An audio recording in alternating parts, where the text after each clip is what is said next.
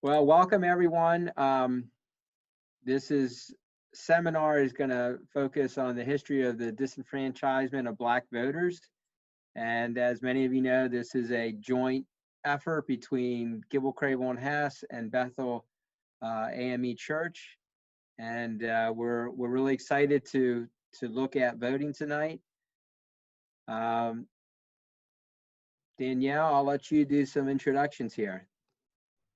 Hello, everyone. My name is Dr. Danielle Brown. I'm just going to give a brief introduction of myself and what lens I bring to the work, and then I'm going to ask each presenter to do the same. I currently work in New York City School District as a district administrator of instructional technology. I've been in urban education my whole career for about 20 years as a math teacher, an instructional coach, or principal, and now in this role.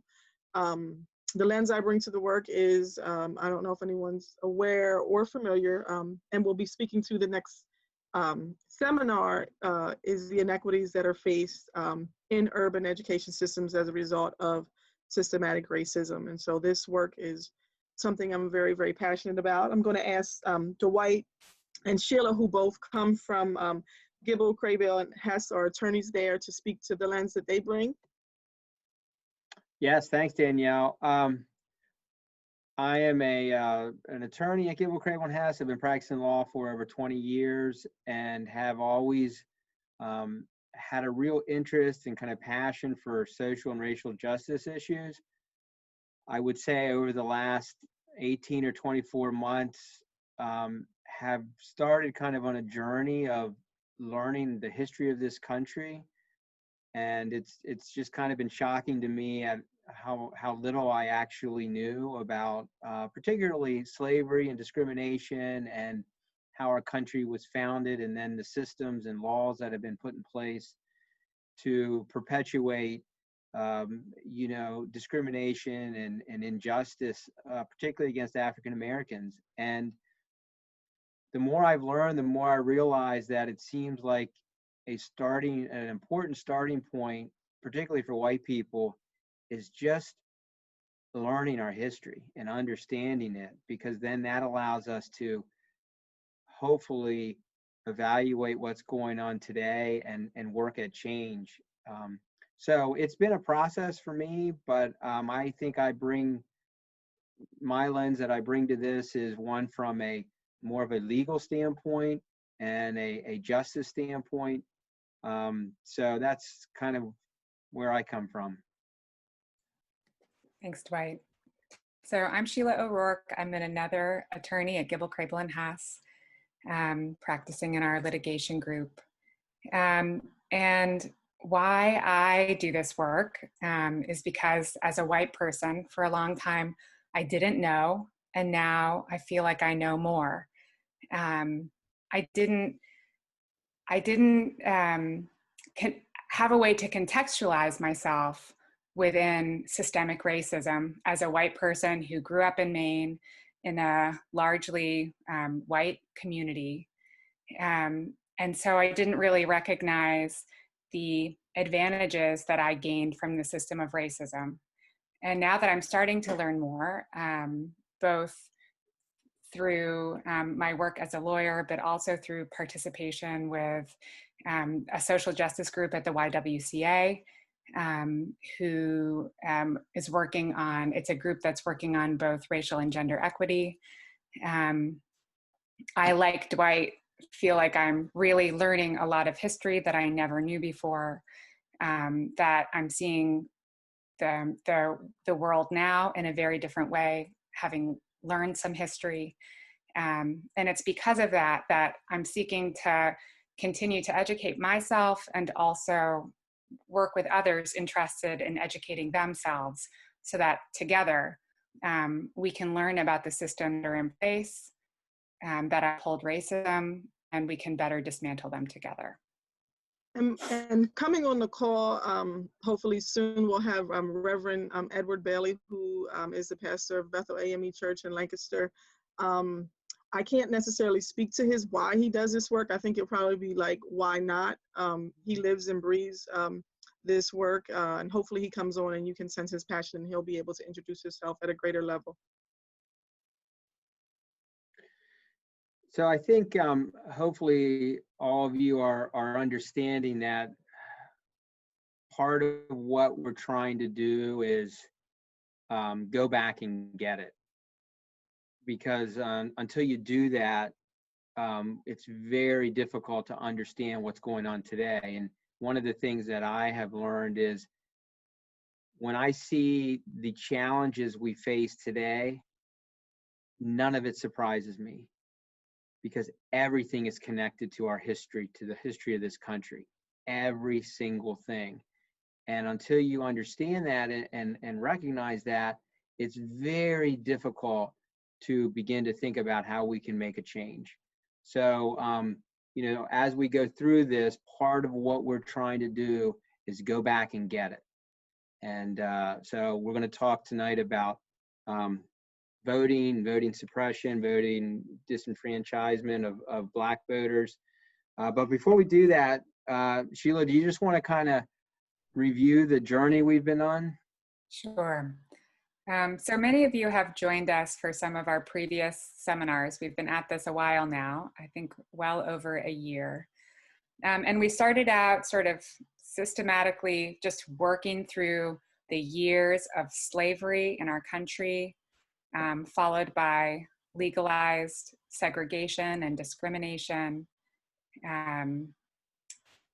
looking at the civil rights movement and where we are now. And so now that we've very quickly covered these hundreds of years, we're going back and looking at specific topics that are important to understanding the different racialized systems that are in place now. And so our first topic is voting. We have an election coming up, and this seems like a really timely and extremely important topic to cover now. Thanks, Sheila. Reverend Bailey, we want to hear from you, a little introduction.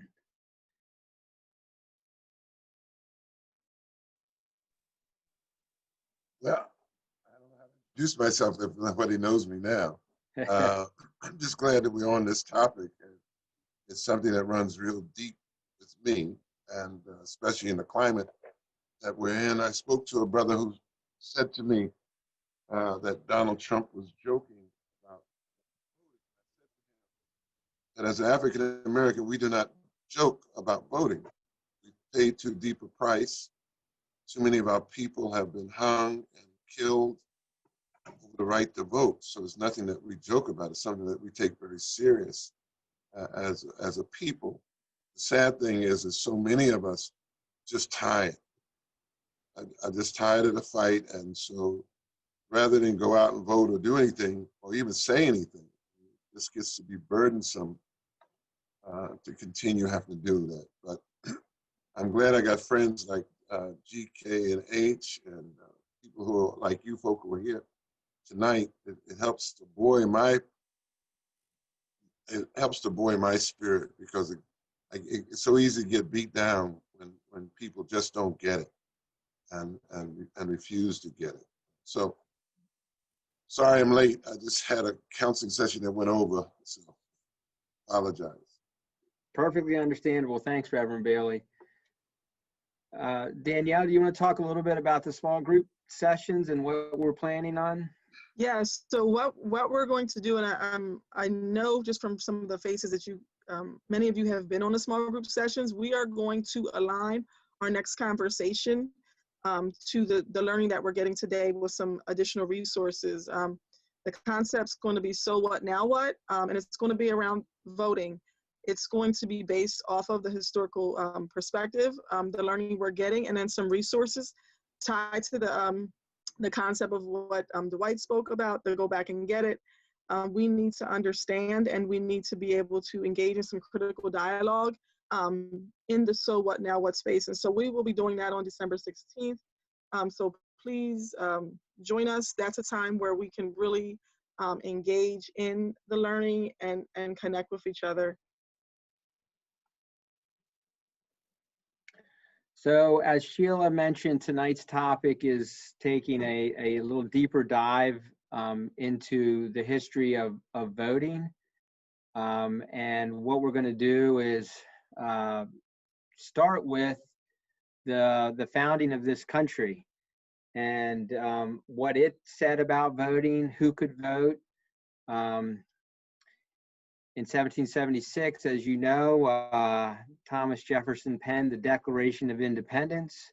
So the 13 colonies declared their independence from the crown, from Great Britain, and had this, what has, historically been pretty incredible language. We hold these truths to be self-evident, that all men are created equal, that they are endowed by their Creator with certain unalienable rights, that among these are life, liberty, and the pursuit of happiness, that to secure these rights, governments are instituted among men, deriving their just powers from the consent of the governed. Almost makes you want to cry, doesn't it? Because at the same time, Thomas Jefferson has an ad in the newspaper trying to find an escaped enslaved African to be returned to his plantation.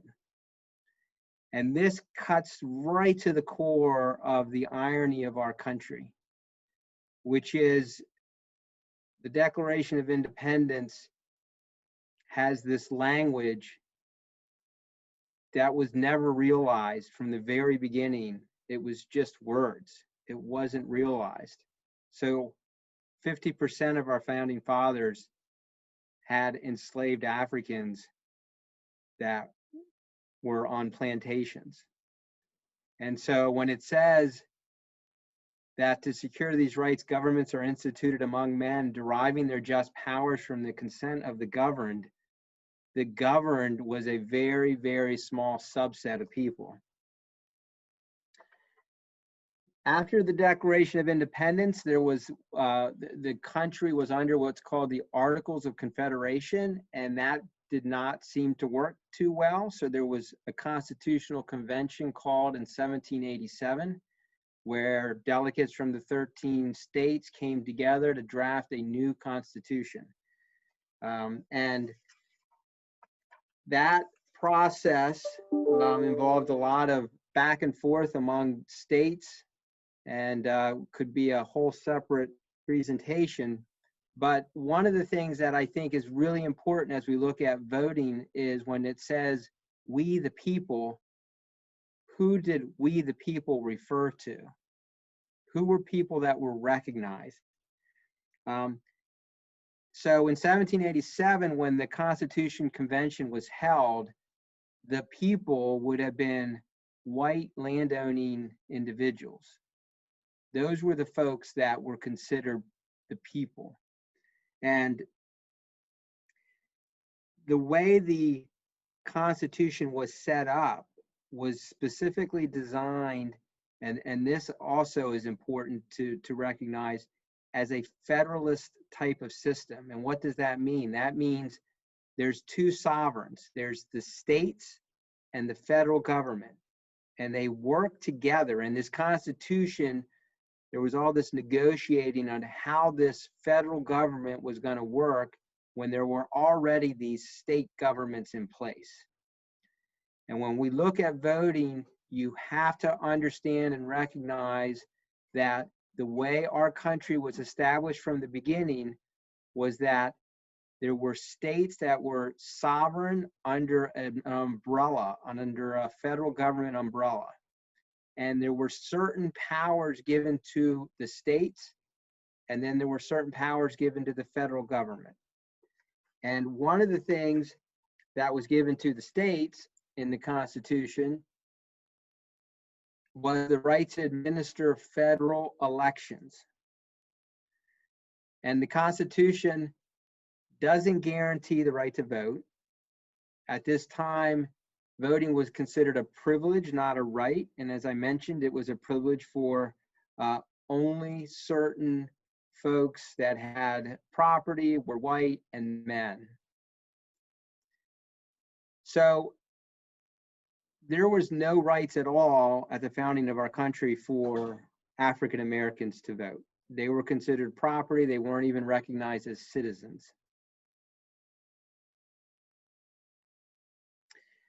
That system remained in place essentially to the Civil War. And one of the things, again, to remember is that states got to determine how elections were administered, federal elections, and who got to register to vote. It's a complicated and it doesn't seem very logical that for a federal election, you let the states decide that. But that's how the system was set up. So I'm going to stop there and see if Reverend Bailey or Sheila or Danielle has any comments on any of that. And then Sheila, I'm going to have you look at the Reconstruction.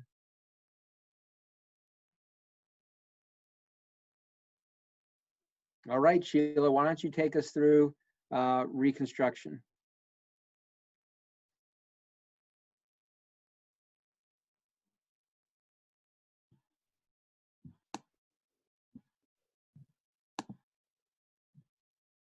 Sorry about that. If you would bring us to our next slide, Dwight. So this is just a quick recap. I know, again, many of you have been to our previous seminars, but so our country was in civil war from 1861 to 1865 while Lincoln was president. Of course, the Civil War involved the secession of 11 states who formed the Confederacy of the United States. And Lincoln's goal was to maintain a united United States. He was looking for military victory. He was not an abolitionist. He was not interested in abolishing slavery, but he was interested in holding the country together. So one of his acts that most all of us are aware of is the Emancipation Proclamation that took place in 1863. It was not the abolition of slavery. It freed individual enslaved peoples who were living in the states that were in rebellion. So it only applied to enslaved people who were in the Confederate States, and it was a war measure. It was about achieving military victory. So what did it accomplish? Again, it freed individuals, but it left all of these laws on the books that established slavery. So the Confederate States surrendered in 1865. Lincoln was assassinated 6 days later. And interestingly, in his last speech, he commented on Black suffrage. And he thought that Black soldiers and also the, quote, very intelligent Black man might be allowed to vote. So upon Lincoln's assassination, the Vice President, Andrew Johnson, becomes president, who was a Southern Democrat and who did everything that he could to stop our second founding, Reconstruction. So we can go to the next slide. So let's start with what is Reconstruction. It is the period of time that started during the Civil War and continued until 1877. And it's both a process, it's about how do we reabsorb the Confederate states who had seceded, but it's also the bundle of rights and freedoms and citizenship that were claimed by African Americans during this time. So this is a revolutionary time. There was enormous progress towards racial equity and equality, followed by a white supremacist backlash. So during this time, there was federal oversight of the formerly Confederate states. The federal government was there supervising, ensuring that African Americans were involved in drafting new constitutions, were involved in elections, and also ensuring that if the Confederate states wanted to be readmitted to the United States, they needed to sign off on certain constitutional amendments, the 13th, 14th, and 15th Amendment that were drafted during Reconstruction. So that is the next slide, I believe. So the 13th Amendment abolished slavery. And actually, before I get into that, let me just remind all of us about how an amendment, a constitutional amendment, gets passed. So in order to ratify an amendment to our Constitution, you need 2/3 of both houses and 3/4 of the states. So first it goes through the House of Representatives and the Senate, and then it gets kicked out to the states, and we need 3/4 of them in order to pass an amendment. So the 13th Amendment abolished slavery.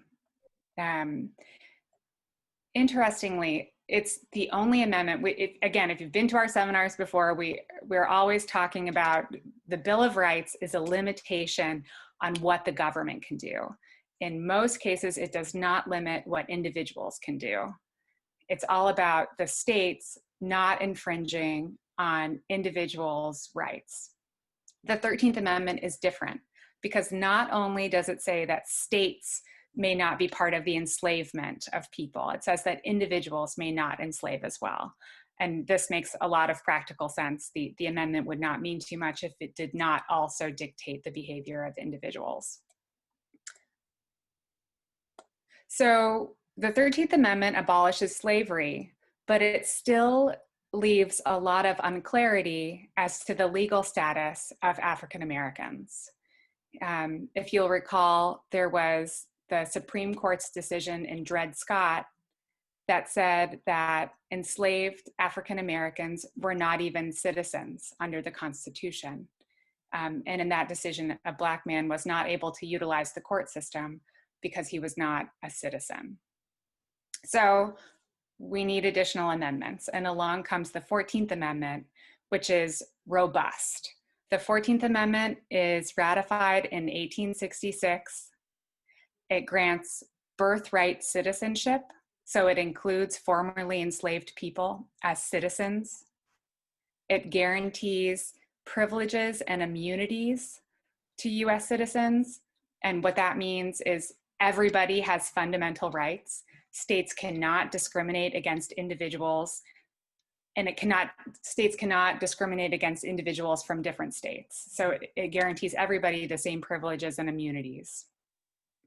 It provides for due process of law, which means legal protections, an ability to protect your rights through the court system, and also equal protection, so that similarly situated individuals must be treated the same under the law. It's a great amendment, but it's also important to realize that in the second section of that amendment, and again, this is sort of going to what Dwight's point about the irony of the founding of our country and how it's complicated, and you have to hold the ideals that our country was founded on alongside some of the loopholes and the practical failings of our country and our government. And so also in the 14th Amendment is this clause that says that you can be denied the vote for participation in rebellion or other crimes. And so if you're thinking about what's happening today in terms of states determining that people with certain criminal convictions cannot vote, that is something that was established in our Constitution. So moving on from the 14th Amendment, the last Reconstruction Amendment is the 15th Amendment. And this clarifies, so while the 14th Amendment gave African American folks citizenship, formerly enslaved people citizenship, it did not explicitly speak to the right to vote. And so that's what the 15th Amendment does. It prohibits denying the right to vote on the basis of race, color, or previous condition of servitude. This is important. It cannot be denied based on race, color, or previous condition of servitude. It does not speak to other ways that folks might be disenfranchised that is not explicitly based on color or race. And it also does not speak to sex and gender.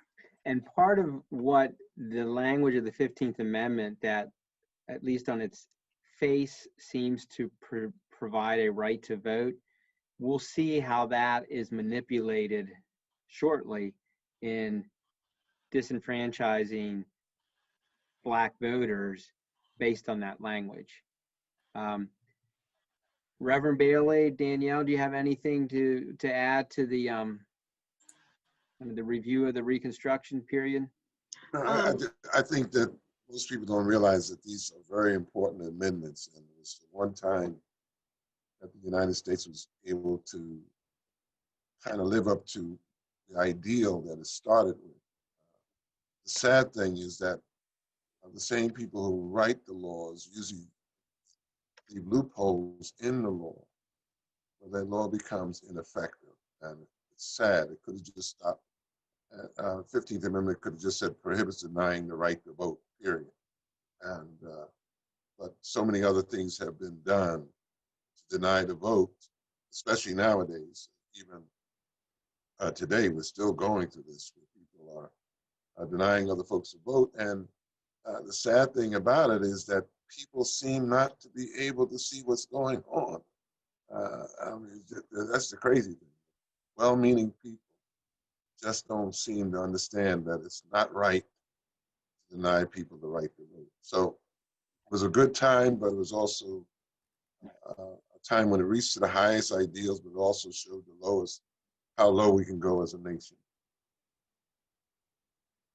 And I was just going to add the piece that Sheila spoke to a little bit, but just want to emphasize that this still wasn't speaking for me as an African-American woman, my ability to vote. This wasn't my space yet.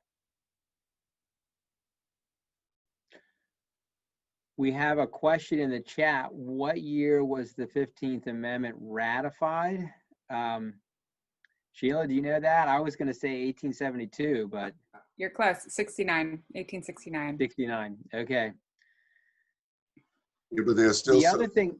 The 14th Amendment, I forget the year, Mississippi didn't approve that until it's about 20, 30 years ago. So this thing is, some states still had not agreed to these 13th, 14th, and 15th Amendment. And again, taking it back to the Constitution and how it's set up. So if you think about the 13th, 14th, and 15th Amendment, you had these states that had succeeded and were now outside of the Union. And we needed to get 3/4 of the states to ratify these amendments for them to be legitimate. And so part of the deal was these states had to ratify these amendments in order to be readmitted into the Union. And one of the things that I think is really important to understand is that Reconstruction, the success, the short success of Reconstruction, in large part was because the federal government had oversight of the states and what they were doing. And that actually included sending the military into the southern states. The states were divided into military districts, and there were federal troops on the ground to be sure that the laws and amendments that had been adopted were being enforced. And you will see how that kind of all collapses at the end of Reconstruction. Reverend Bailey, do you want to talk a little bit about some of the progress and the pretty amazing progress that occurred for those 12 years of Reconstruction and when at least Black men had the right to vote? Yeah, I think the thing that we've been so mistaught about the Reconstruction period, it probably is the proudest moment, especially in Black history, especially in the South. Many of the public schools and public education and other things that were done for the public good were actually initiated and started by these Africans who got the vote and got into power, who did not just think it was just for themselves, but it was for anybody and everybody who was downtrodden, and putting in schools, making sure that people got medical care and things like that. It was a wonderful time. What it really did is showed that Black people were intelligent enough to run governments, because that's the lie that people keep saying, that somehow there's not enough intellect there, and that they do shoddy work, they're lazy. And when you read through the Reconstruction and see what the people did, the Africans actually did in America. It's amazing some of the cutting edge laws that they supported and that they introduced and that they were willing to fight for. Laws that, you know, most people forget that the Constitution was written for white land-owning men. And it was in the Reconstruction period that people began expanding the Constitution, began taking in other people. As Danielle said earlier, women were not included in this, but women used this amendment to begin looking for the women's right to vote. And Black women and white women came together early to look for women's suffrages. But it all began because of what happened during the Reconstruction period and what these brothers did for the good of the nation. And it's sad that people haven't learned this part, because we probably wouldn't have some of the problems we have today if people just understood what those Black African, now Americans, did to strengthen the Constitution, to strengthen the country.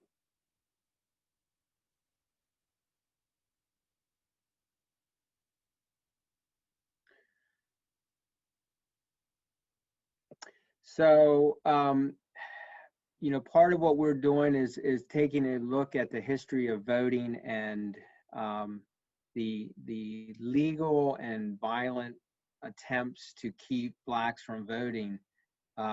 Danielle, do you want to just kind of review this slide and explain the origins of the KKK? Well, I think, you know, Rev was speaking to it. This was a response to what was happening from Reconstruction. There was the idea that African Americans were getting too much freedom, or were getting too big about themselves, I guess.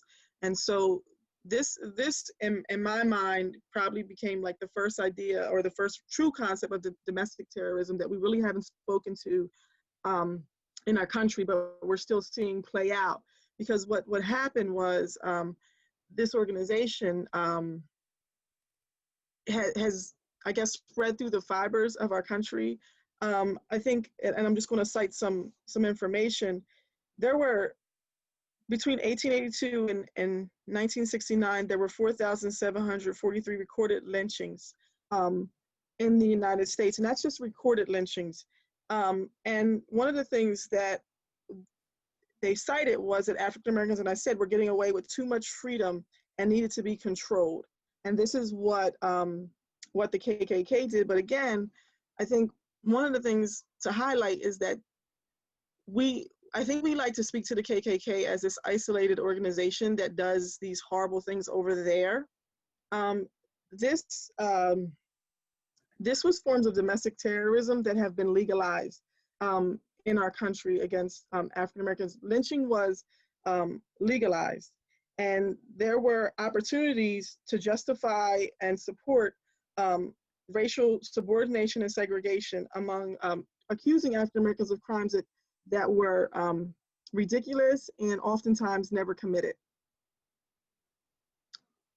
And there's another thing, Danielle, during this time, and it's amazing because many of the poor whites were now banded with the rich whites, who were landowners, who actually were the ones who began the Ku Klux Klan and those things like that, and formed a partnership with them, even though the poor whites had not benefited when the whites were in control. They were convinced, because of their white skin, that somehow the Black folk were inferior, and if the Black folk achieved more than them, there was something wrong with that equation. So it's really amazing, because it still happens today, that somehow whites who don't have much or think they should have more become aggrieved, believing that it's being taken from them by somebody who doesn't look like them. And that game can still be played today. And we see it when somebody says, you got to worry about being in the suburbs, you got to worry about folk coming out to get you, and all that kind of craziness. It's amazing that the message still works on people today. And somebody said it better than I. It's not the shark, it's the water we swim in. And because it's the water we swim in, it doesn't take much for somebody to stir up the fear among people who are in their right mind.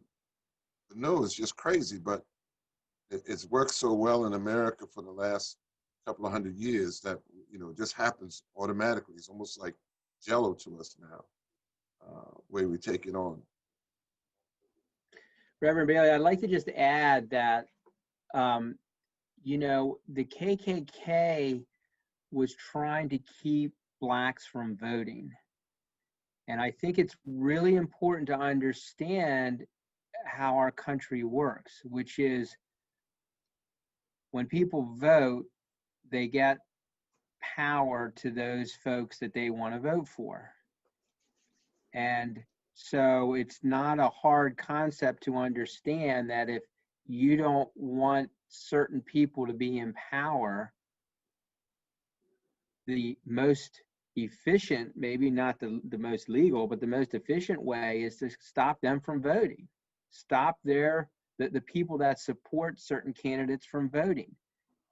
And then only have the people that you want to vote, and then you maintain control and power of the government and of the country. So that's why voting is this two-edged sword. It's great that we have a democracy. It's wonderful in concept that we can have elections where people go and vote. But the whole project is premised on people being able to go and vote. And so if you have systems or organizations in place that are preventing a significant portion of the country from voting, the whole system collapses. It doesn't work. And that's exactly what the KKK was doing. They didn't want the democracy to work. They wanted to stay in power. And I think you see that theme running throughout our country's history. People don't want a democracy. They don't want people to vote. And that's part of the problem. So the next slide here just talks about, this is the towards the end of Reconstruction, after Andrew Johnson's term ended, and he was impeached, almost removed from office, lost by one vote, or he would have been removed. Ulysses S. Grant then became the president, and at this time, Black men could vote, and essentially they put him over the top. So back after Civil War, Reconstruction started, we actually had African Americans making a difference in who became the president. They voted Republican. And he was a Republican. He was kind of out of the tradition of a radical Republican, which they were abolitionists. They wanted to continue with Reconstruction. He was opposed to the KKK, and he remained an advocate for trying to continue Reconstruction, continue federal oversight of the South, and actually move the march for racial justice forward. And so what's interesting is this is just kind of a snapshot of, for this short period of time, this is actually working. We're now getting a president who represents what people want in terms of how the country and in which direction it should move.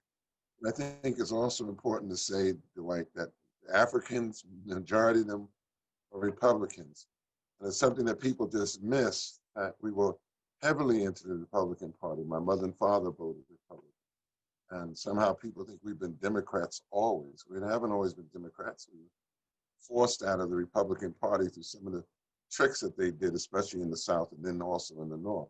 The majority of Blacks after the Civil War were Republicans. And I think that's a good point to make, which is, you know, historically, the Democrats were the party of the segregationists, of pro-slavery, of the South. And you know, that has always been the case until it started changing during the Civil Rights Movement. But during Reconstruction, it was, you know, we refer to the radical Republicans, Thaddeus Stevens, you know, that led the charge towards racial justice, towards adopting these amendments and passing laws. And they were, when we say radical, I mean, they went all in. They were talking, Thaddeus Stevens was talking about massive reparations for the freed people, because he recognized you can't enslave folks for 100 or 150 years and then just declare that slavery's over and walk away from it. He understood that there had to be more. And so understand that there was this radical movement, and that's why it's called the Second Founding, because it did, during Reconstruction, we achieved what we should have had in our original Constitution. So again, as you think about voting, it's just important to remember that during Reconstruction, it actually worked. Then the end of Reconstruction, Sheila, do you want to kind of give the quick synopsis of how it all kind of came tumbling down? Sure. So it all came tumbling down with a hotly contested election. This is the election of 1876 between a Democrat, Samuel Tilden, and a Republican, Rutherford B. Hayes. And so Tilden, the Democrat, and as we've been discussing, that's the pro-slavery, pro-segregation party, wins the popular vote, but he doesn't have enough votes in the Electoral College. And so all of this stuff happens, and we're almost on the eve of inauguration, and we still don't have a clear winner. So what happens is a backdoor deal, or behind closed doors deal. And basically the Southern Democrats said, we'll agree to support the Republican president as long as you make Reconstruction go away. And so that's what happened. The Republicans sold out, and Rutherford B. Hayes became president, and the federal government moved out of the South, gave power back to the Southern states, and the Southern states began doing away with all of the advances that were made during Reconstruction. And so that's where we, you've probably heard some of these phrases: redemption, lost cause. The idea of redemption is that when white Southerners began regaining power after the Reconstruction, it was redeeming the South. And the lost cause is the idea that the struggles and the cause of the Confederacy during the Civil War were just and heroic. So that occurs in 1877.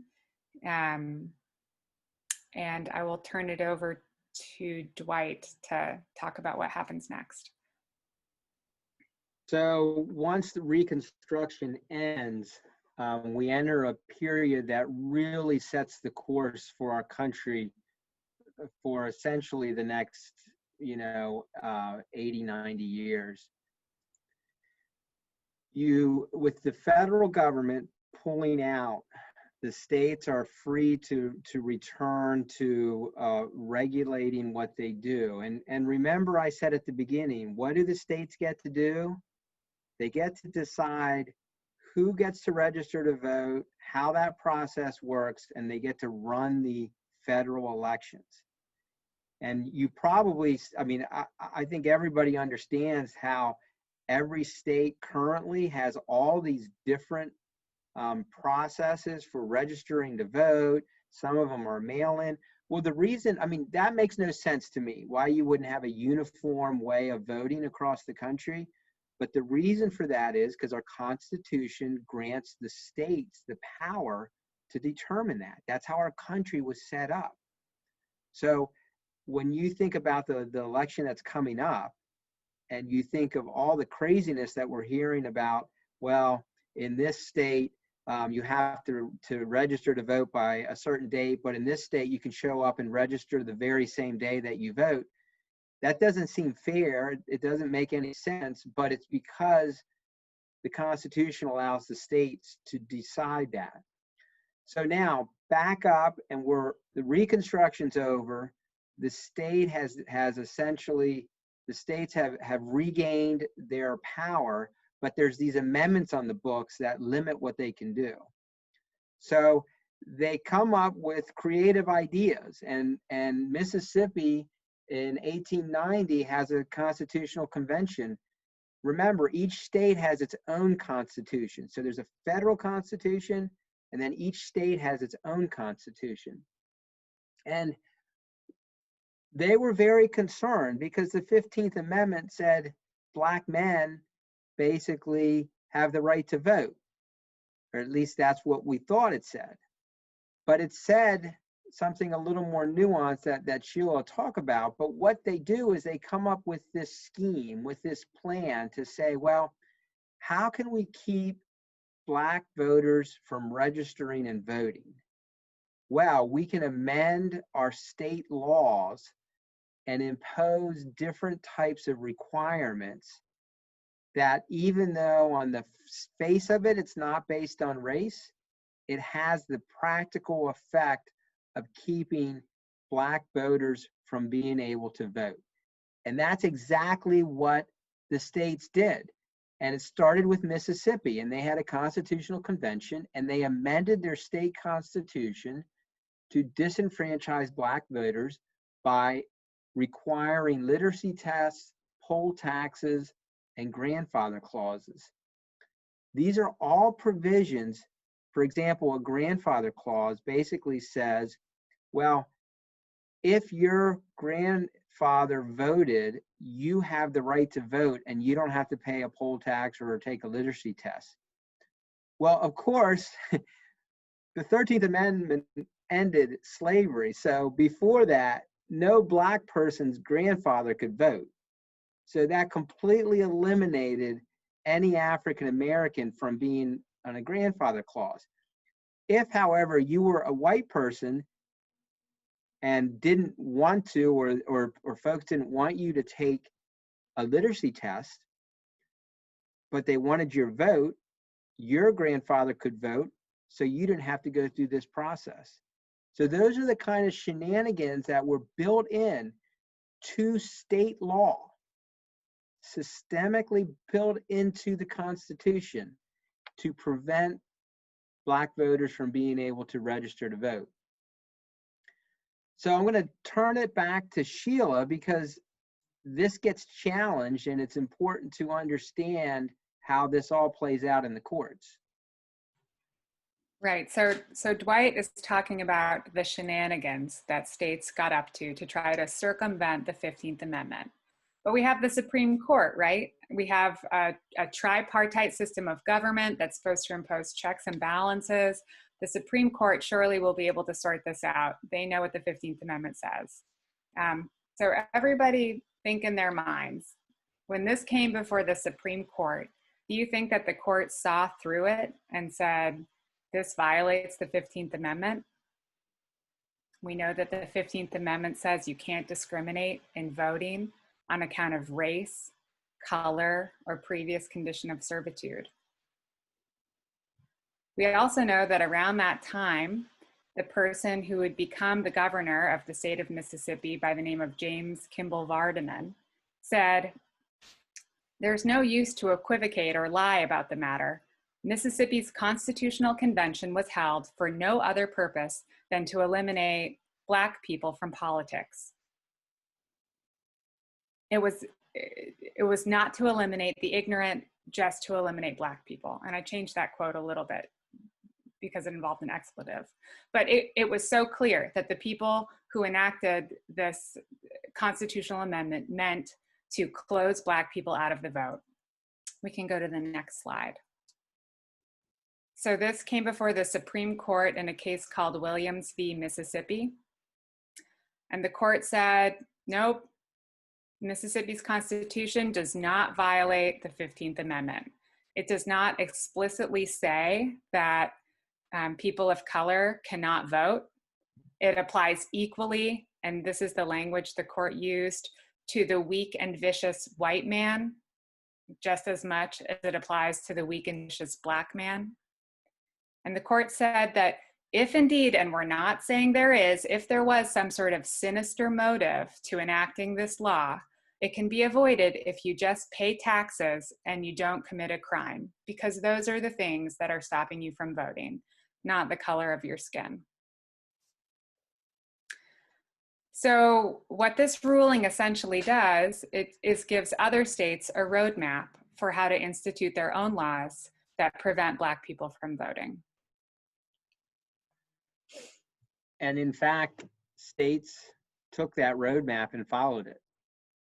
And what you see is a proliferation of these voting registration and voting requirements across many, many states that effectively completely shut out Black men from voting. And remember, Black women, no women had any rights at this point. That comes later, the 19th Amendment. So, but this essentially undid, between the states and the Supreme Court, they effectively undid one of the key achievements of Reconstruction, which was to allow Black men to vote. I mean, let that sink in. We just went through a civil war.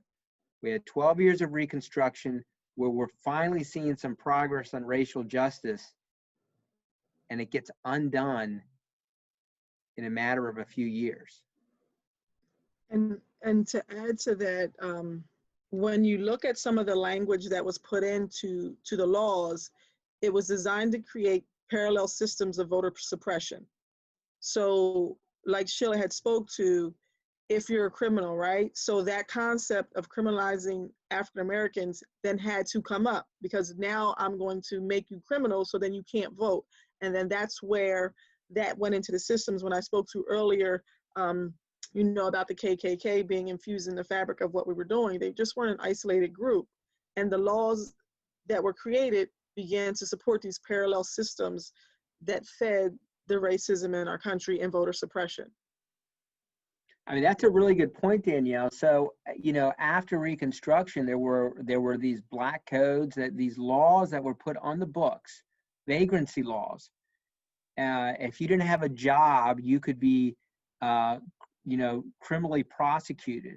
And then if you are found guilty, you can't vote. And all these laws are bogus laws, right? They're just put on the books. They're literally made up to be able to charge Black folks.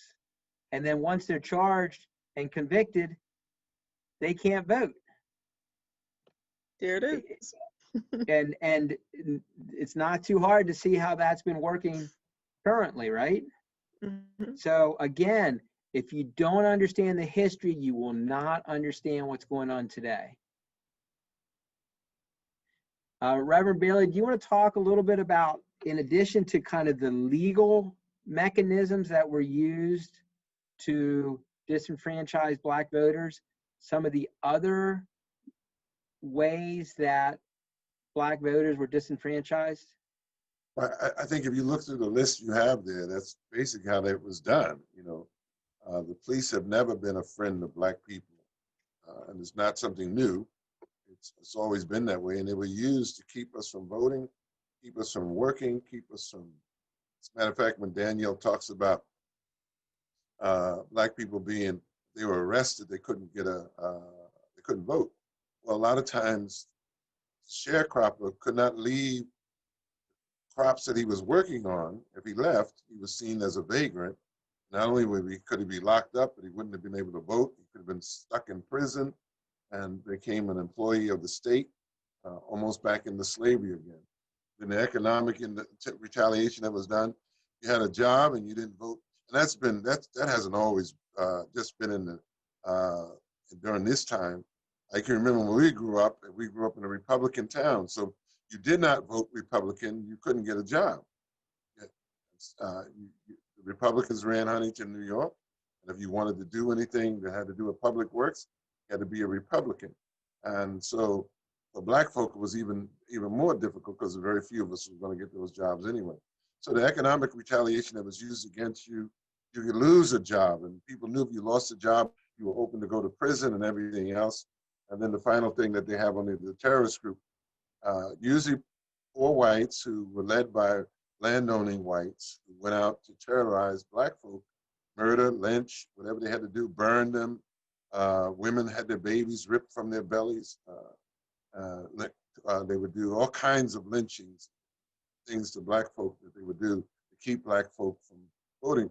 As a matter of fact, people were so afraid to go to vote that they wouldn't even think about it. You wouldn't even think about going out because you knew how terrible it was going to be. And so many people did not even try to vote till the 1950s again. That's how terrible it was. Just didn't even think about going out.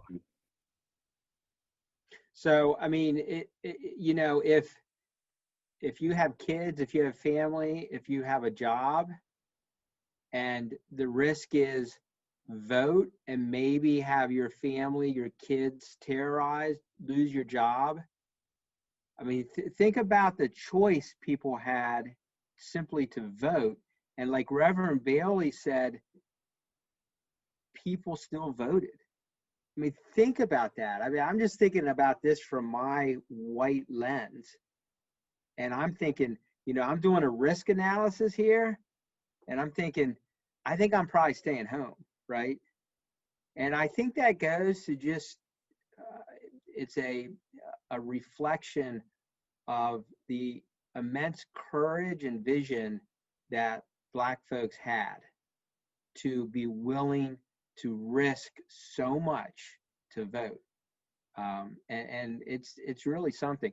There's a number of questions in the chat. I think what we're going to do is hold some of those to the end, a lot of good questions, and we'll try and get through the presentation here, and then we'll go circle back on some of those questions.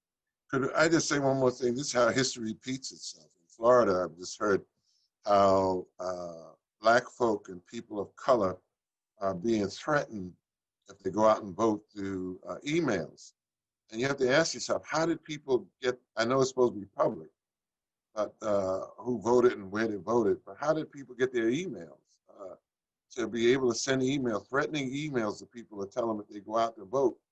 This is why it's so dangerous. This stuff is happening, starting to happen all over again today, which is amazing to me that Americans will sit back and watch this happen and not think about it or not even do anything about it. Makes no sense. It's intimidation from the top person in our country, intimidating people about voting and acting like there's something wrong with the vote, and putting doubt in people's mind about the one thing that has helped us to be a strong democracy with all our flaws is the right to vote, and for politicians and others to make people think there's something wrong with the vote. It's sad. It's very sad that people would even listen to that and vote accordingly to that.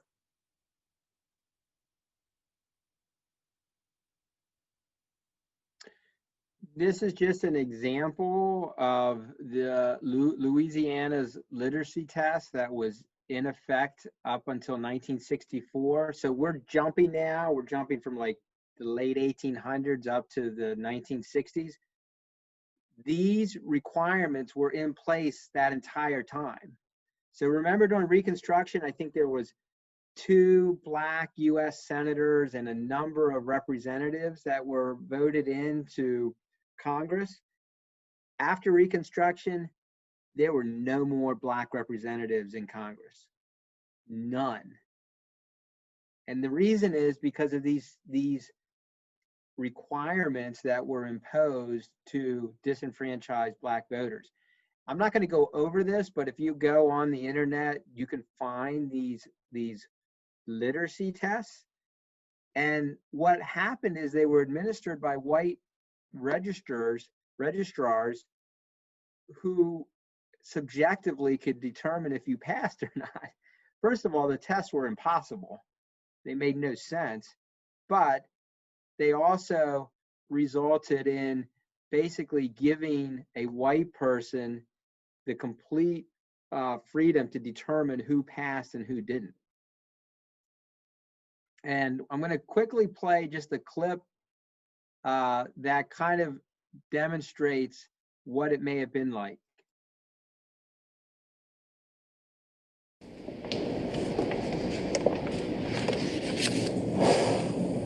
You work for Mr. Dunn down at the rest home, ain't that right?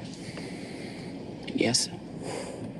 Wonder what old Dunn will say when I tell him one of his gals down here stirring a fuss. I ain't stirring no fuss. I'm just here trying to register to vote.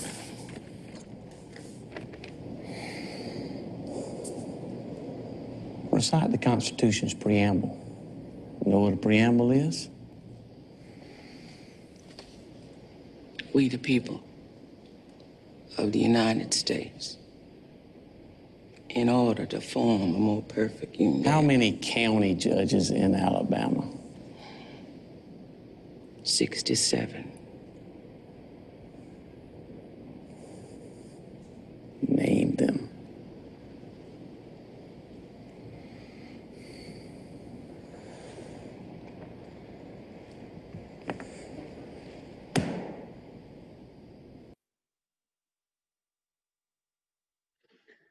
So that gives you just, I mean, a little sense. Obviously, it's a Hollywood movie, but think about what that process must have been like to try and register. And then, you know, we're jumping up to the civil rights movement. And part of the civil rights movement was this recognition that for the last 80 or 90 years from Reconstruction, Black folks did not have the right to vote. And so there was this movement by Martin Luther King and other Black leaders to say, this is critical if we're going to make change to be able to vote.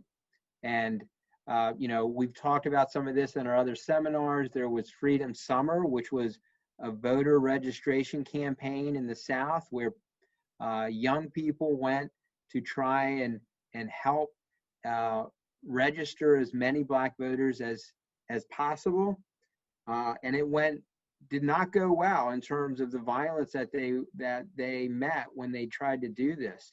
There were over 1,000 arrests. There were 80 people that were beaten. 37 churches were burned. 30 Black homes or businesses were bombed or burned. Massive resistance to this attempt to try and register people to vote. We've heard of the Selma to Montgomery marches. These were about voting rights. And just before you go on, Mississippi, that place in Mississippi is where Reagan gave his initial speech and spoke about he believed in states' rights in Philadelphia, Mississippi. The same place where those boys were killed. That's where Reagan gave his speech. This is something that Reverend Bailey helped me understand. I didn't know this, but when Ronald Reagan started his campaign for presidency, just think about this. He started it in Philadelphia, Mississippi.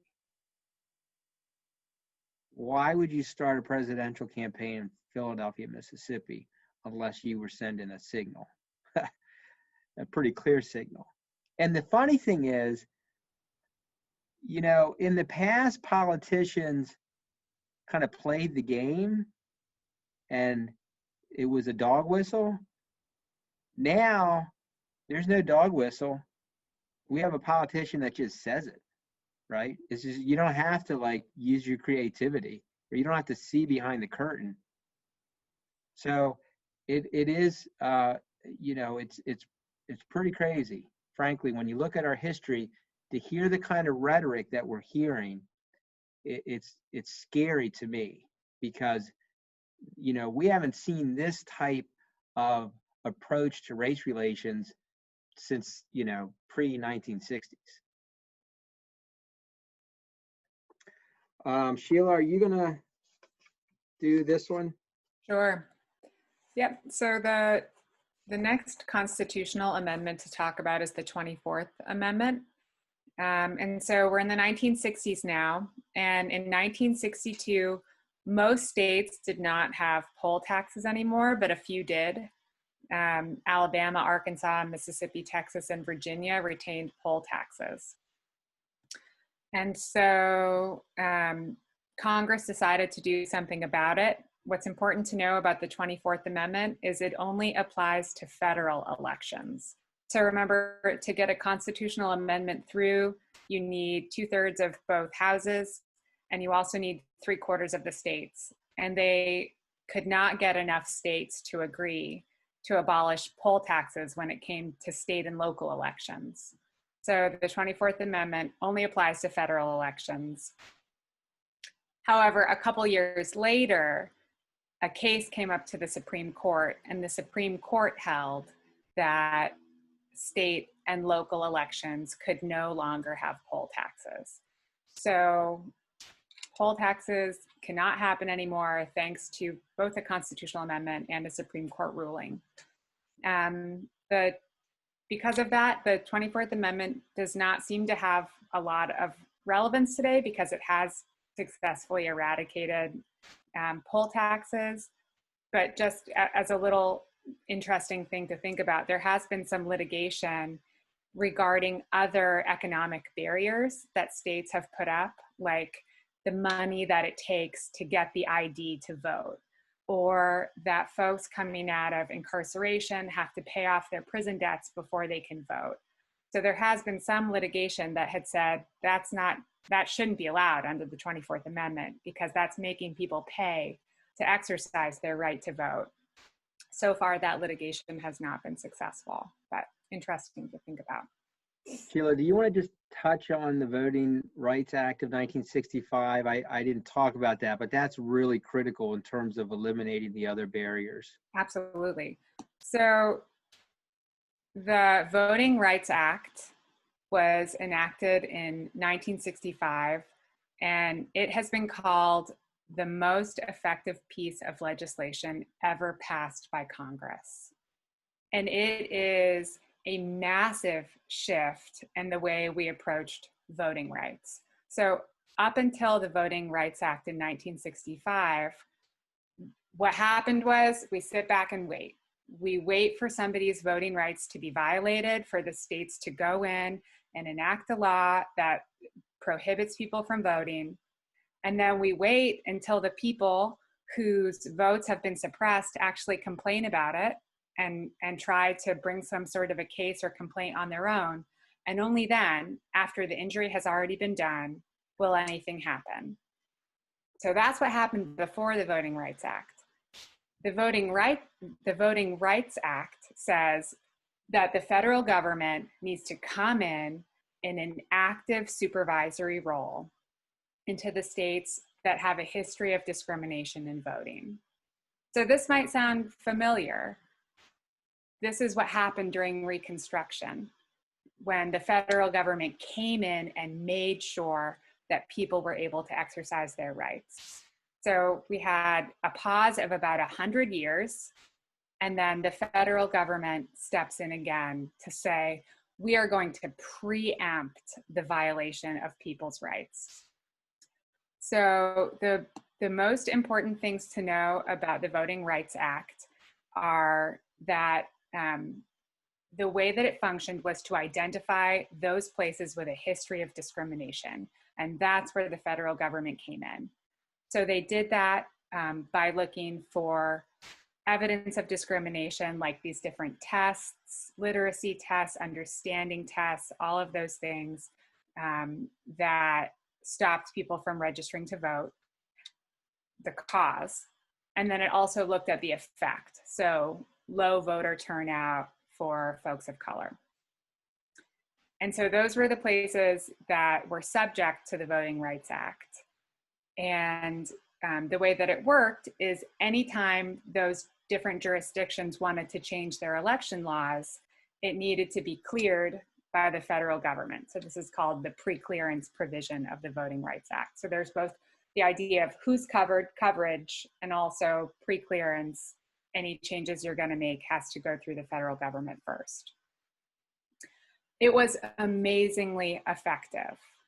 And just to give you a couple of examples, in Mississippi, in 1964, so a year before the Voting Rights Act, 7% of Black folks were registered to vote. Within 5 years, 67% of Black folks were registered to vote.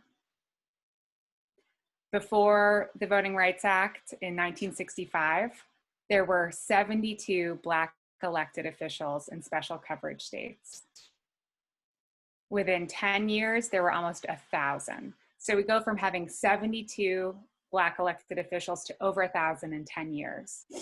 It was an amazingly effective piece of legislation, and it was renewed multiple times. So it was renewed and remained effective up till 2013. And those districts that had those Black legislators were predominantly Black districts who had not been able to elect anybody before this. So imagine you had a predominantly Black district who could not get a Black representative into the Congress for themselves because of the restrictions on the voting rights. Yeah, great point. So the Voting Rights Act remains in effect. It applies to 9 states in 2013, as well as some additional counties and towns in other states. And the states who it applies to are getting sick of the oversight. And a lawsuit is brought by Shelby County, Alabama, to say that the Voting Rights Act is unconstitutional. And again, you'll see, so that we have this, the idea of coverage in section 4B, which says jurisdictions where the history of discriminating should be covered. And that for those jurisdictions, section 5 applies, that they need to run any sort of changes to their election laws by the federal government. The Supreme Court renders a decision. It is written by Chief Justice Roberts, and the court decides that the coverage formula is based on 40-year-old facts with no logical relation to the present day. Basically, the court said the Voting Rights Act worked so well and that what it was based on 50 years ago no longer applies. There are no longer any voting tests. We don't have literacy tests or any of those different types of devices or tests. Voter registration has gone up. Turnout has gone up. We have no need for this legislation anymore.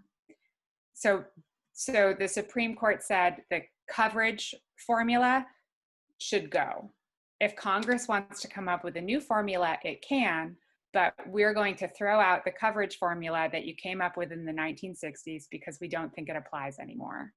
And so they got rid of the coverage clause, which basically meant that the pre-clearance clause no longer applied because no jurisdictions are being covered by the act. If you go to the next slide. Sheila, let me just ask you, what was the vote in the Supreme Court? 5-4. Is that what you're asking? Yep, 5-4. So And this also was done. Barack Obama was the America we want to be, but President Trump is the America we are. And it's amazing that this here got all the way to the Supreme Court after his election. And what people need to understand is that this is part of every time African Americans take a step forward, there's always a backlash. Sometimes it's subtle, but you know, if you just look at the history, it's not. For example, the 1963 Civil Rights Act is followed by the 1964 Immigration Act, and which people seem not to remember that it was just mostly black and white in America, to the 64 Immigration Act, which brought in a whole lot of other groups and makes it so now we're not talking about blacks and whites, we're talking about minorities. And so it's amazing how America has used the laws of the country to still punish people because of the color of their skin. You just want to be treated equal. And the other thing that's frustrating for me from a perspective of a lawyer is that the difficulty, it took over 100 years to get the Voting Rights Act passed. It was a struggle. I mean, that's why people marched and got beaten. And then you have an unelected Supreme Court who declares this duly enacted legislation unconstitutional and undoes basically a 100-year struggle. by one vote. Folks, that's just messed up. There's something wrong with that. And you see this repeating itself. Think about Reconstruction. We get the Reconstruction Era Amendments, and the United States Supreme Court guts those amendments by ruling that they're, very narrowly applied. And you see the same thing happening. So it's extremely frustrating when you look back over the arc of history and you see the same thing happening. This is 2013, folks, 2013. And I think just going to what all three of you were saying, like what the importance of having the historical context and really understanding the patterns is that when we get these artificially manufactured outcomes that people like to sell to justify reasons why they're doing things, we're able to see through them. I think that is so essential that we understand that. Well, you don't need it anymore because it is this or that. Those are outcomes that are just manufactured to go back. But if I don't understand the pattern of what's going on, I'm easily sold into that story. Exactly. So when somebody says, well, we're gonna shut down 50% of the polling places in minority communities, we know why that's happening, right? We know because you just look back 50 or 100 years, because that's exactly what they did. Right, and then they'll tell the story while they're not being used, right? That's an artificially manufactured story that we need to understand the pieces between. And that's why our historical context is so important. That idea of Sankofa, go back and get it, is so essential. And the reason why this is important to study is not just because it hurts Black people, but if you look back in the poll tax was also used against poor whites. And somehow people don't understand, if you can allow an unjust law to be used against one group, it can end up being used against any group. And that's what people somehow don't seem to get. It's not that we're belly aching or fine. Black people just believe that the Constitution ought to do what the Constitution says it ought to do and whatever the amendments say, and people keep shortcutting it. So, after a while, you can just change the justices and change the law. And what kind of nation is that? Why would we want to live in that? Whether we give a litmus test to people, whether they're liberal or conservative. But we want people who are looking for justice and what's right for all of us, not what's right for a few. And the sad thing is that's not what people are looking for.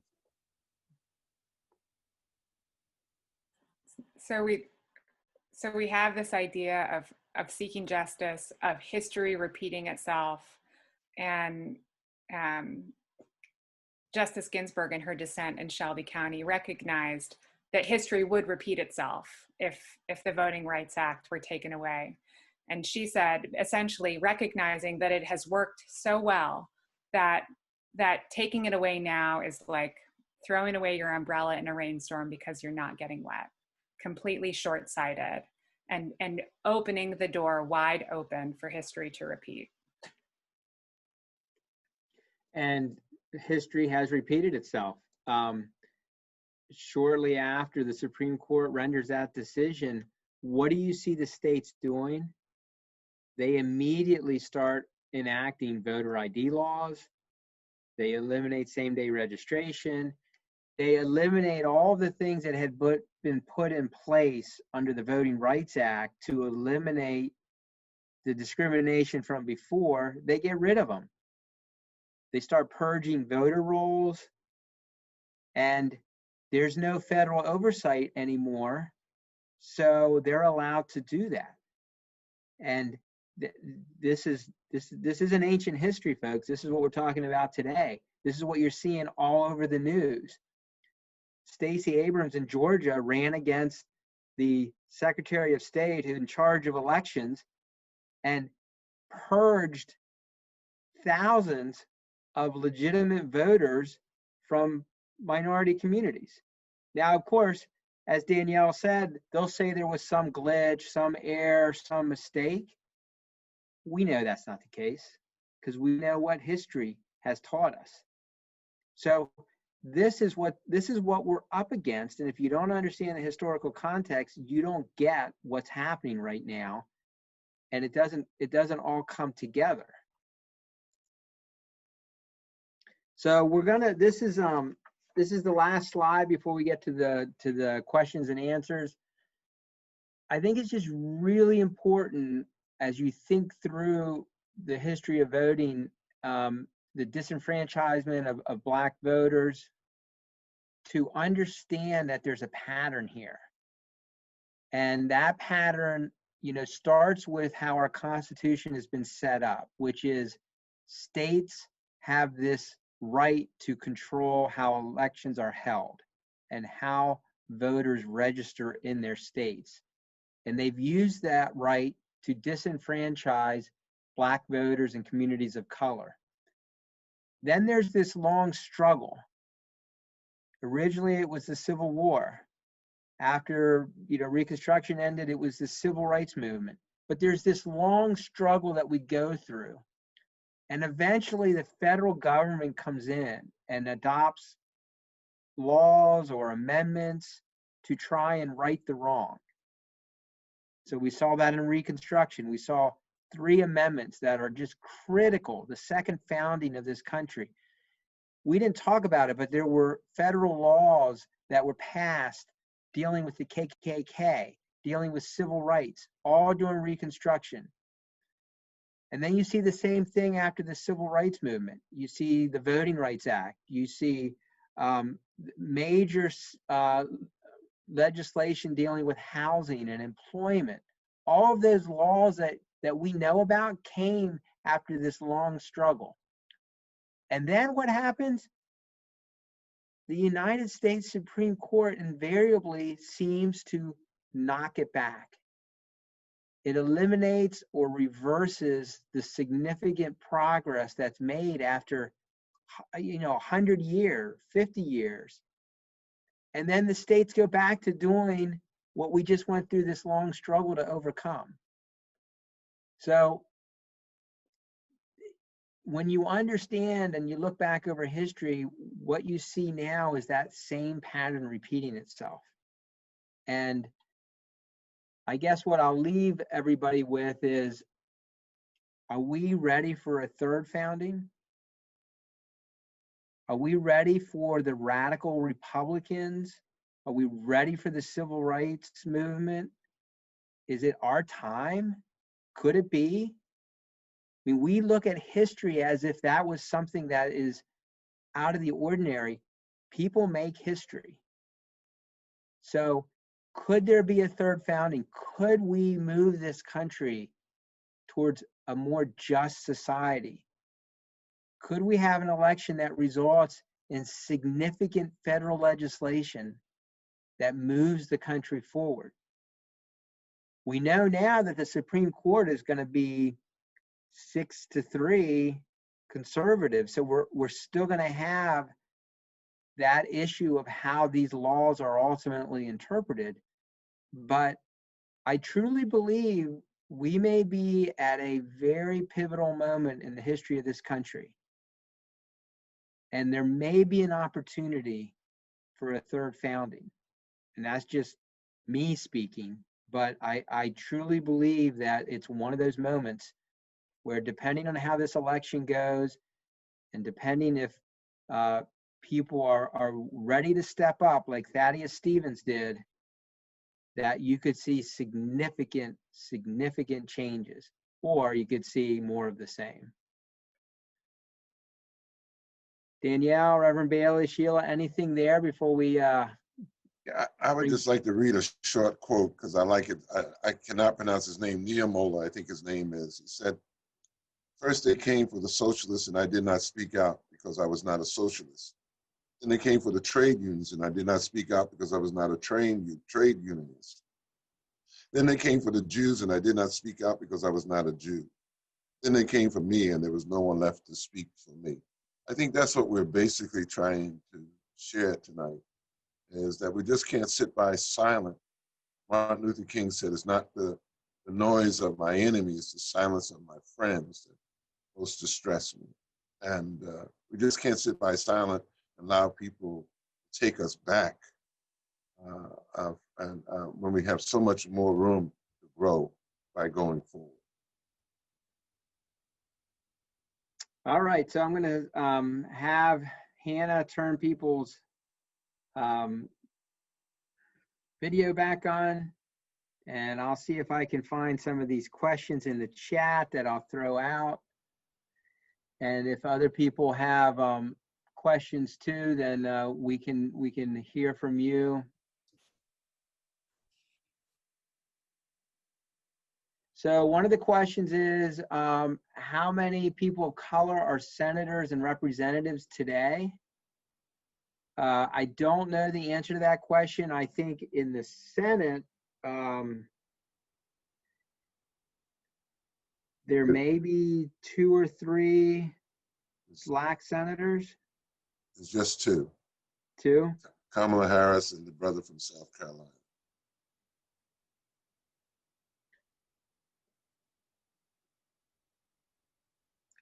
From a participant, I'd be curious to hear reflections on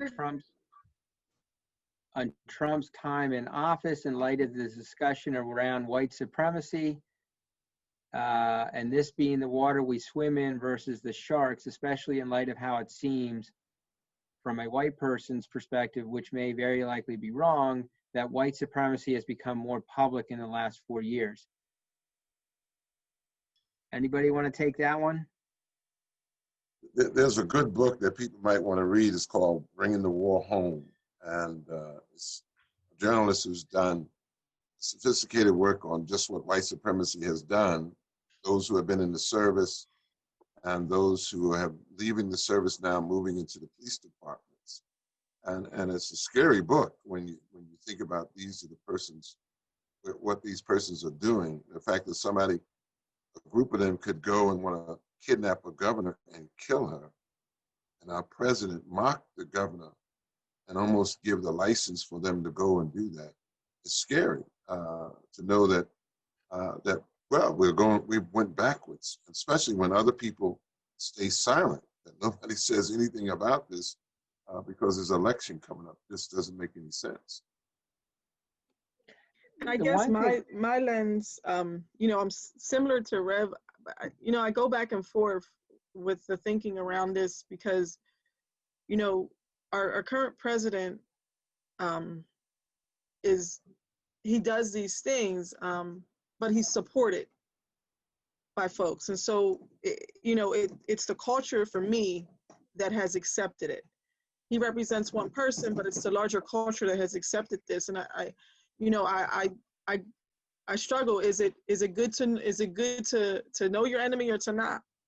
Because I feel like what he's done is he's exposed the ignorance that's always existed. He's given okays, and then he's fed it too. So there's different levels of what has happened for me. But I think the one clear piece of what he's done was he exposed and he's challenged this concept that we were living in, this concept of color blindness that we were living in for so long, having to just fight the fact that racism really existed. I mean, we were living in that reality for a while, and under Barack Obama, that was the argument. Well, this is over now. I think Trump brought the idea that, no, this is not over. This has never been over. There may have been progress, but folks still believe this, behave this way, and it's so embedded into our society. But I also think, like Rev said, that he has given license to go deeper in some of this hate. And I think too, what I've learned is, I mean, like I said before, Trump makes it pretty easy to understand what he thinks because he says it. This isn't a complicated process, but this isn't about Trump. Trump's been president the last 4 years. 1619 is when this country first had enslaved Africans come to the shores. This is about systems and institutions and laws that have been built up for 400 years. Trump is not the cause of this. He may have just shown a really bright light on it because he just says what a lot of folks probably have thought for a long time, but they play the game so they have plausible deniability. I'm not racist. He just says what he thinks. And so while I completely think it's just horrendous, at least we know what he thinks, right? So, but to me, this is a much deeper, bigger problem than the current president. I think he has just brought it to the forefront in a way that we had kind of hoped that we could just sweep it under the rug. And maybe that's why, you know, that last slide was, are we ready for a third founding? The conversations that I have heard politicians have over racial justice over the last 6 months are pretty amazing. And to see some of the protests and the folks standing up when they see injustice gives me hope. And so we are at a crossroads, and this may be an opportunity. Let me see if there's any other questions here. Oh, this is from Katie, my daughter. What exactly happened to shift the political party values from Democrat to Republican? I don't know if I can answer that question. It's always been the vote. It's always been the vote. So what people have always done, the Republicans did it when they were losing the white voters. They switched their song, and it's happened throughout history. So President Johnson even admitted it in the 60s that because of the Civil Rights Bill, the Republican Party was going to gain members, and it did. So people switched basically around this thing called race, and unless America gets this thing correct, we start operating. Somebody said something yesterday in a meeting, and Monday in a meeting, and I've been thinking about it for the last couple of days. Said when you're in Europe, you're German, you're Italian, you're Irish, you're Spanish. When you come to America, you become white. But as long as you're in Europe, you're Chinese, you're German, you're French. It's in America, you're white, and you have to choose. And that's the problem with what's going on, is that people who identify with being white think they have to choose the white side, even if it's not correct. And I'm not putting a blanket against everybody, but either you don't say nothing or you don't do nothing. You just don't get in the way because you identify with being white. And what we need to identify with, and I call myself an African American, at least I'm identifying with America. And if people would say I'm American, white American, I can understand. So now you're not identifying with just being white. And so there's a fear. I listen to it all the time. And Brother Dwight and I was a group of business leaders. People have fear that somehow they're going to lose their business, they're going to lose everything else if they admit that there's structural racism. So how do you deal with it if you can't say it? It exists.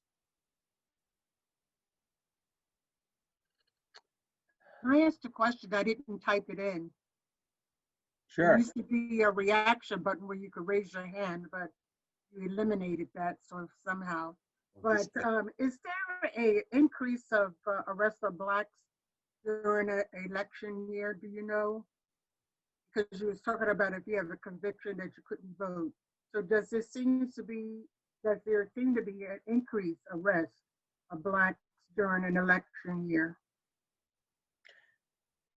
My sense, and I don't do criminal law, so I wouldn't have firsthand experience with that. My sense is that the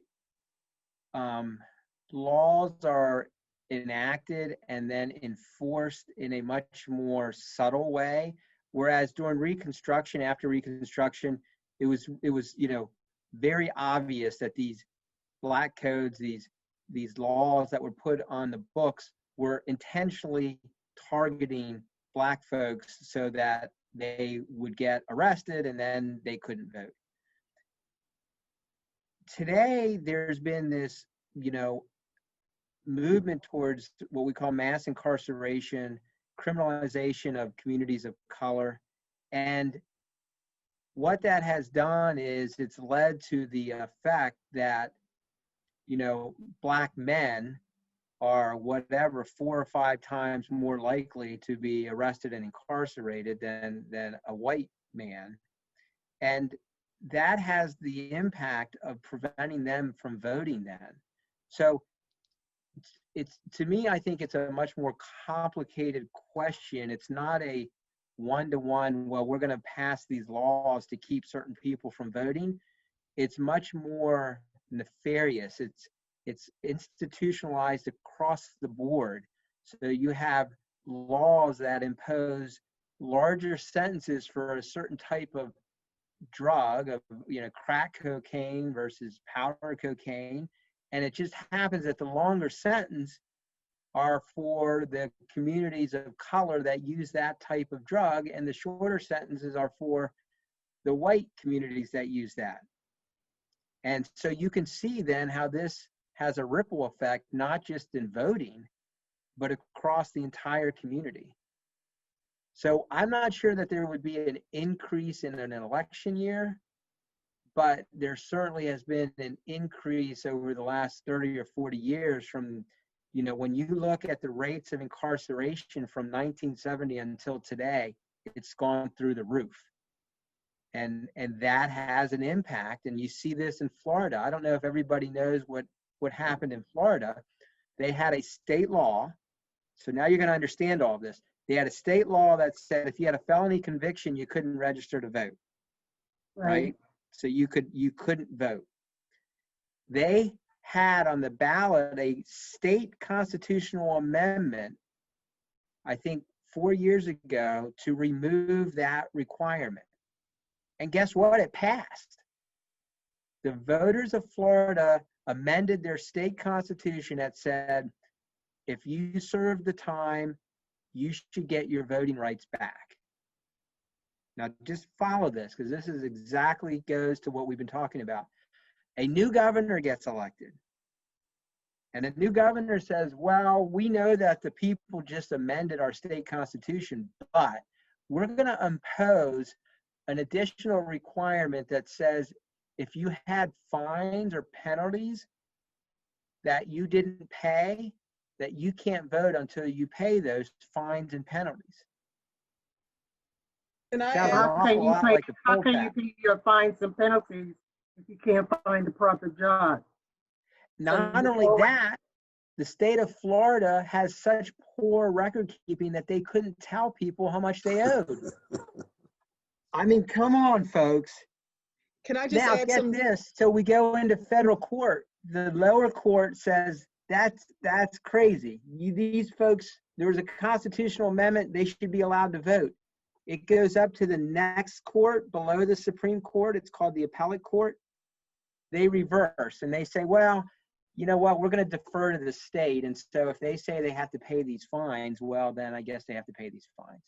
That's this year. That sounds an awful lot like 1890. And I can just add some stats to that just around criminalization.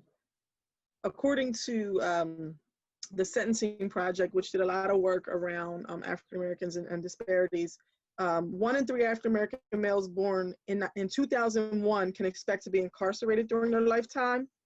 And then the idea that African American male offenders averaged a 19.1% longer sentence than their white male offenders between 2012 and 2016. There's a disproportionality, and African Americans seem to be subject to racial profiling. In Jersey, the ratio is 12-1. In Hawaii, 2.4-1. In other states, it's very high as well. And so that disparity is across the board, and it begins actually from my lens as an educator. We can look at students that are suspended and their literacy rate as early as 1st to 3rd grade and see this school to prison pipeline, and it's happening disproportionately among African American males and females. And I can just cite a statistic from my own district. I was looking at law enforcement charges last year among our females in our district, and over 96% of them were African-American females that were charged. We don't have a 96% rate of African-Americans in our school. We're averaging about 40%. So it begins that early for us.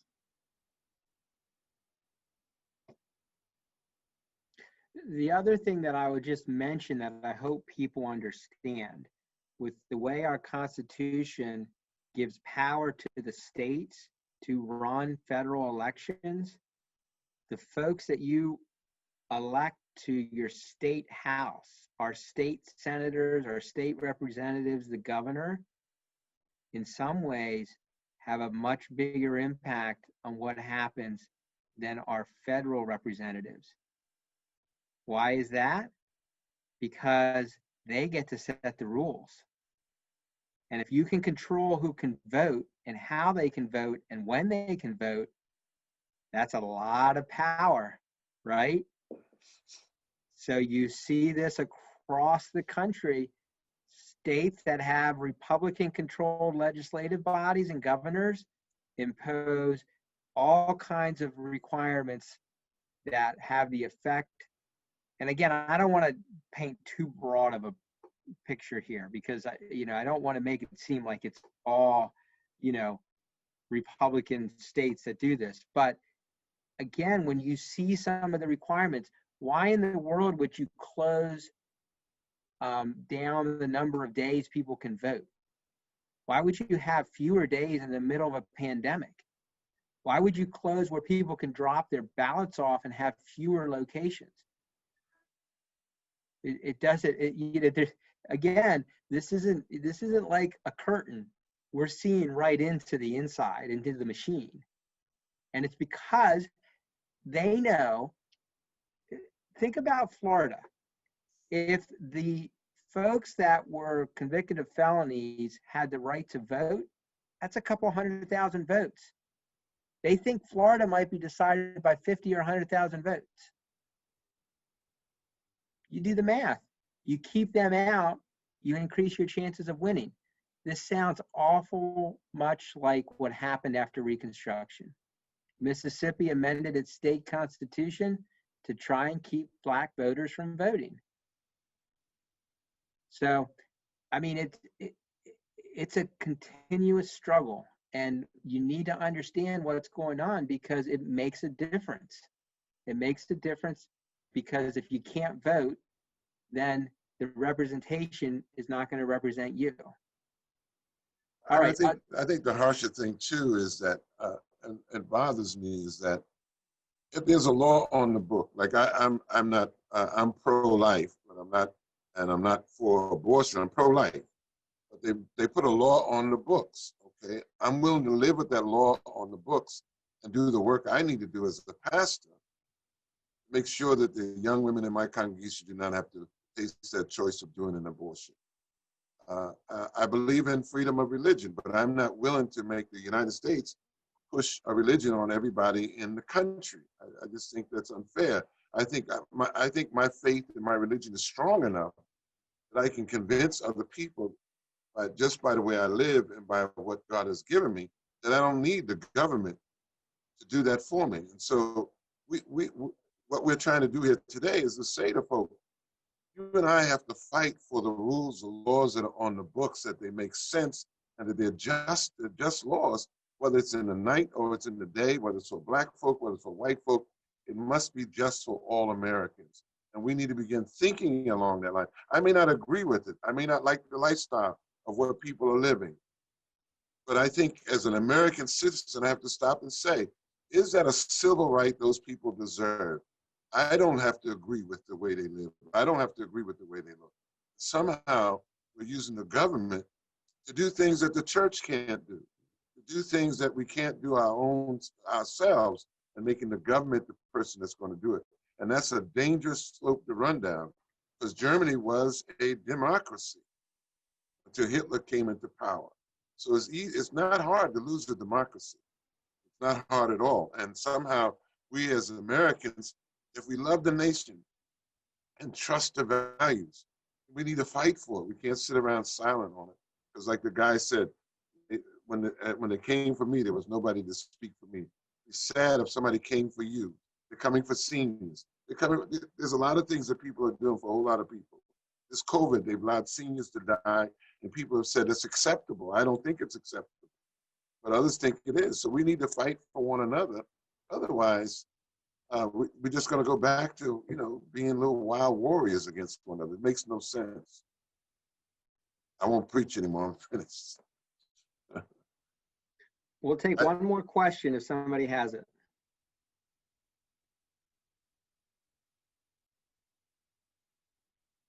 I do.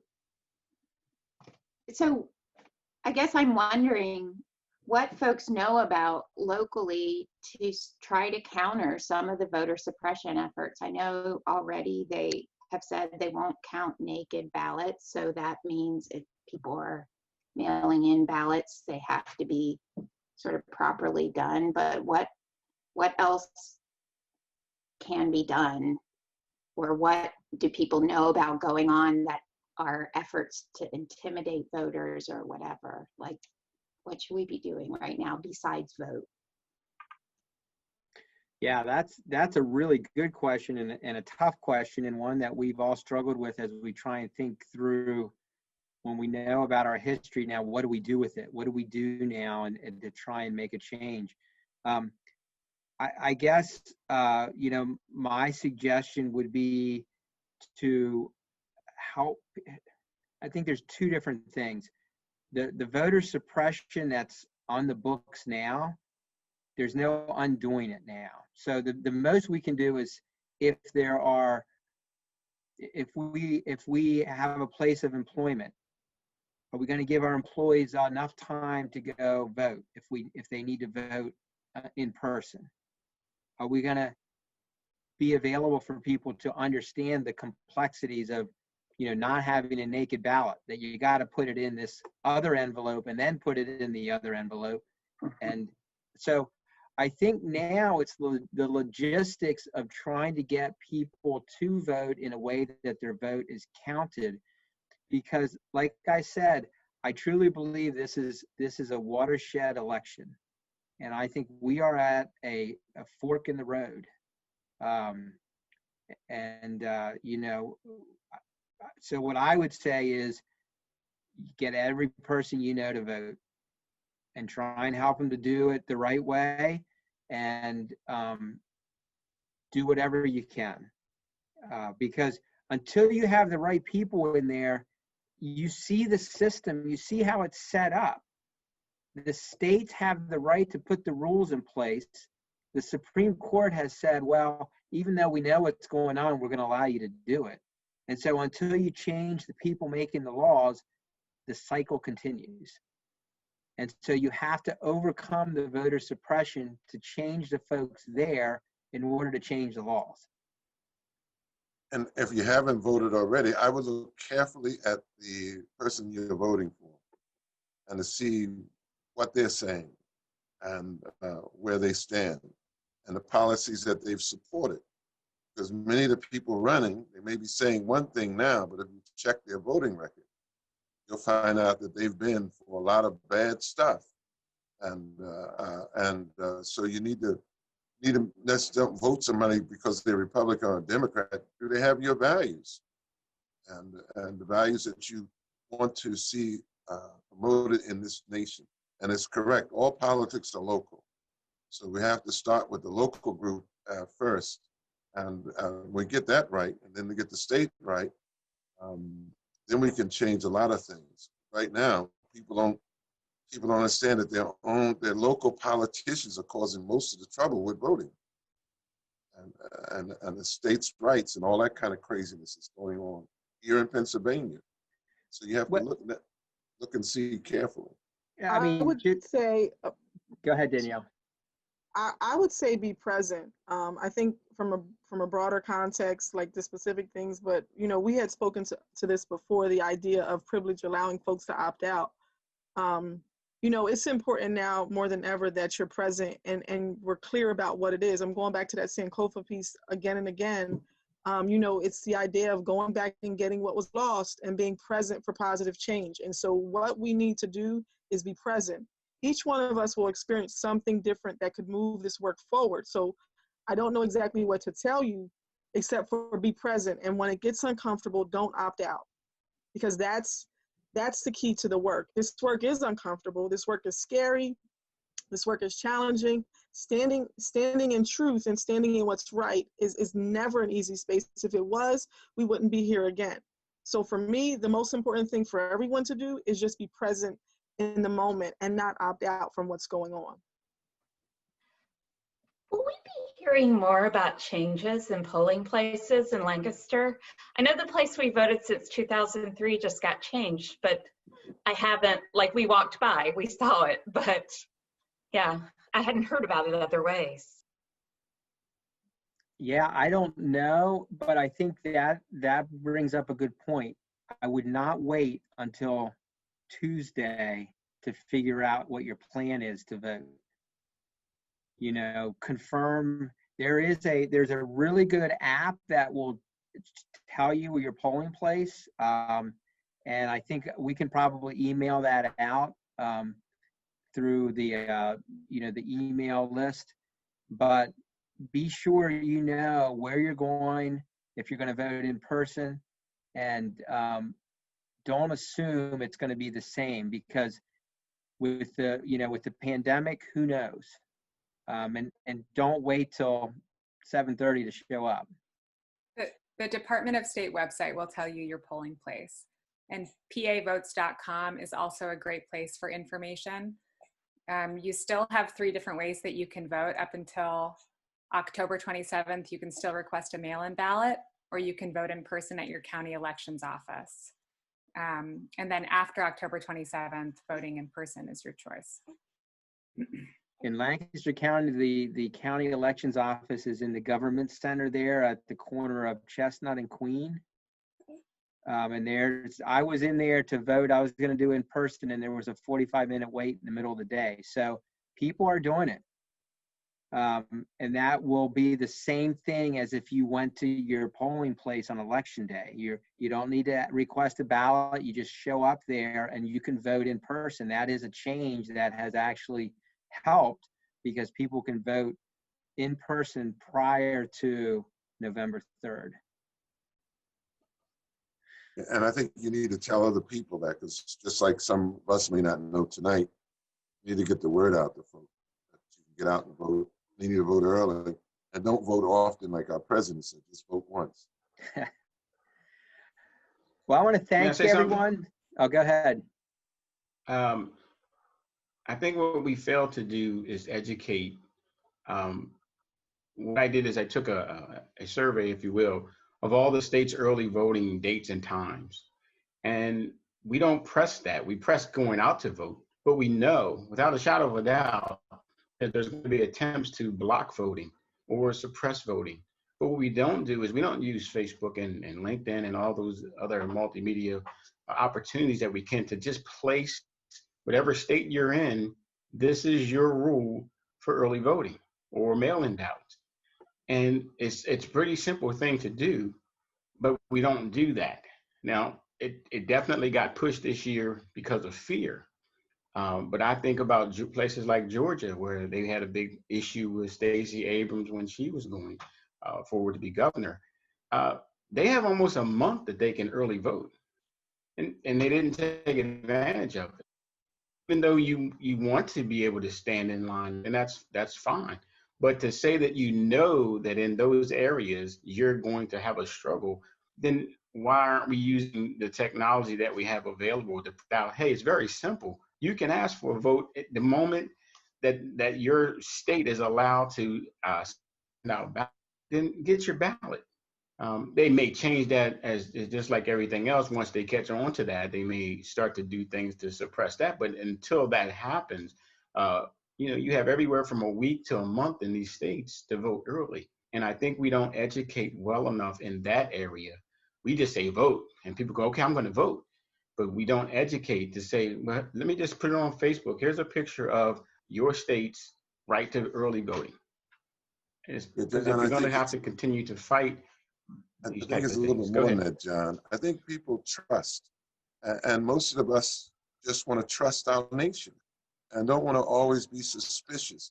So until recently, many people were not suspicious about the voting, especially this year. It became much more open that you needed to be suspicious. But if you talk to most of us, most people didn't think they had to do these things, to check, make sure they knew what day they were going to get there, make sure their envelope was looking right. All these new things that people are doing because we basically trust. And so what you're basically saying to people, you got to be like Reagan. You trust, but you verify. And that's what we're asking. This is basically, for many people, very new. People have to do what we're doing today. Nobody had mail-in boxes moved across town or picked up and taken in other places. That wasn't going on in the way it's going on today. So we need to know that the playing field has changed. That's why people need to be much more aware and much more vigilant about their rights, because most people, you ask them, they wouldn't believe the things that are going on. Most people. Some people who came on tonight, it's going to be hard for them to believe what we talked about. It's going to be hard for people to hear that, but it's true. But even though it's true, it's going to be hard because we're Americans. We just don't think this should happen in America. And that's what most of the problem is. We're just too trusting, and we need to do, caveat emptor, buyer beware. We just need to be aware of what we're buying. I think that would be helpful. And I agree with you in what you're saying as far as trust. But if I go back to what Dwight said earlier, there has been a history repeated of what's continued to happen of suppression, especially throughout the South. So to me, that would sound like we should know that history, even if we want to trust. But if that means that I have to preempt that just because this is where we are, we haven't seen that go away yet. Every election we hear about suppression in the South and certain other places. So I don't know that we've ever gotten away from it to where we can say we've come to trust at that level. And that was a decision to do so if it was, but I really believe that history has shown us that that's not what we can do. Well, I would just say one last thing on that. Most people think it's in the South. So when you tell people the same thing is happening in the North, most people don't believe that. So there's this thing that people think all that racism and all that's happening is in the South. And I'm saying the focus not. If you saw, one of the states that government had to watch over was New York. When you saw that map, I mean, so who knew that it's in the North as well? And so people just believe that they're in the North. These things only happen in the far deep South, and they don't. And that's why we're doing what we're doing here tonight, to let people know this is happening all over America, and that we can't sit here and believe that it's not, because it's just not true. The facts show different. Like what you're saying, Brother John. I'm not arguing with you, just saying that people have a comfort zone in the North they don't have in the South. I understand. I'm in agreement. Well, I want to thank everyone. This is an important topic, a timely topic. Obviously, I hope everyone goes out and votes, makes a plan, and drags as many people as you can to the polls or to early voting. This is a critical election, and the small group session in December will be very interesting because we will have a result hopefully by then, and we can kind of take stock of where we're at and maybe where we're going. So thank you again for sticking with this. It went a little bit longer, but very good discussion. Have a good evening.